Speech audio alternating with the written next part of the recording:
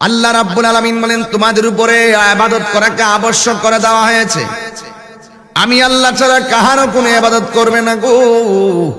ঠিক আছে, আমরা মেনে নিলাম ইবাদত পাওয়ার মালিক হলো একজন। জবানটা খুলে বলুন তিনি কে?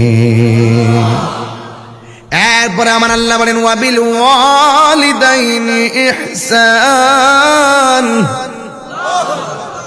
আল্লাহ রাব্বুল আলামিন ইবাদতের পরে সর্বপ্রথম খেদমতের কথা লাগিয়ে দিলেন। খবরদার, তোমরা মা বাবার সঙ্গে সৎ ব্যবহার করো। আল্লাহর ইবাদতের পরে মা বাবার কথা লাগাইয়া দিল। এখানে অন্য কিছু লাগাইতে পারতো, মা বাবার কথা কেন লাগাইছে শুনে রাখো। কারণ বান্দা আল্লাহকে আল্লাহ বলে ডাকবে, বান্দা নবীকে নবী বলে ডাকবে, বান্দা আল্লাহর জিকির করবে, বান্দা আল্লাহর ইবাদত করবে। কিন্তু বান্দাকে আল্লাহ দুনিয়ায় পাঠাবে, দুনিয়ায় পাঠাইবার আগে আবার আল্লাহ এমন একটা জায়গা চয়েস করে ভাণ্ড বানাইয়া দিছে। ওই জায়গাটা হলো মায়ের গর্ভ।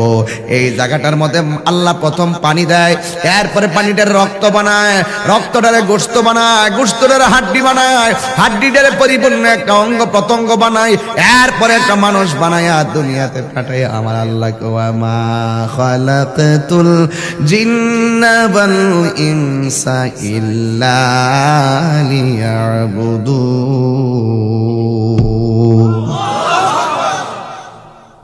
কষ্ট হচ্ছে আপনাদের? একদম নীরবে সিম্পল ওয়াজ, যেটা আপনার আমার হেদায়েতের জন্য খুবই জরুরি। এরপর ইনশাআল্লাহ লাস্টে জিকির আজকার করব। কিন্তু কথাটাই বাড়িতে দিয়ে যান, দরবার থেকে সবক লাগে। যদি এই দরবারের সাজ্জাদানশীন একজন আমাদের পীর মাশায়েখ থাকতেন, তিনি এসে সবক দিতেন এখানে। এই দরবারে যিনি কাজ করছেন তিনি মা, তিনি ঘর থেকে তালিম দেয়। এখানে জালালি শেখ ওই তালিম নিয়ে শান গেয়েছে। আপনাদের কাছে কি খারাপ লাগছে? হৃদয়টা খুব, মনটা কেড়ে গেছে না?